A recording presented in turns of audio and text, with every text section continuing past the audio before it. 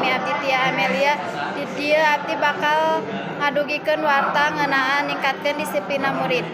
Sahubungan jeung sabada evaluasi jang kasayan kadisiplinan siswa khususna parkir, runtah, keamanan, kenyamanan, jeung masalah negakeun kadisiplinan.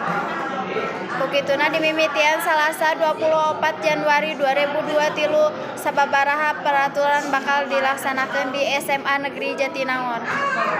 Ngamimitian nerapkeun kendaraan murid ganjil genap sanggeus tanggal anu berlaku unggal dinten. Bukituna murid anu diidinan mawa kendaraan ka sakola kalayan pelat motor ganjil atawa malahan nuturkeun tanggal dina poe eta.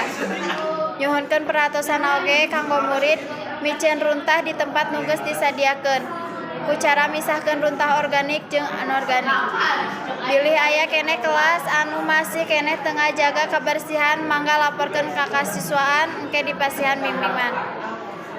Oge miwarang murid asup sakola tepat waktu make seragam jeung sapatu nuturkeun aturan jeung ngarapihkeun buuk pikeun murid lalaki sarta henteu make make up pikeun murid awewe. Lamun aya nu ngalarang tangtu dibimbing ku wali kelas, BK sareng kasiswaan. Sakitu wae warta ti abdi. Wassalamualaikum warahmatullahi wabarakatuh.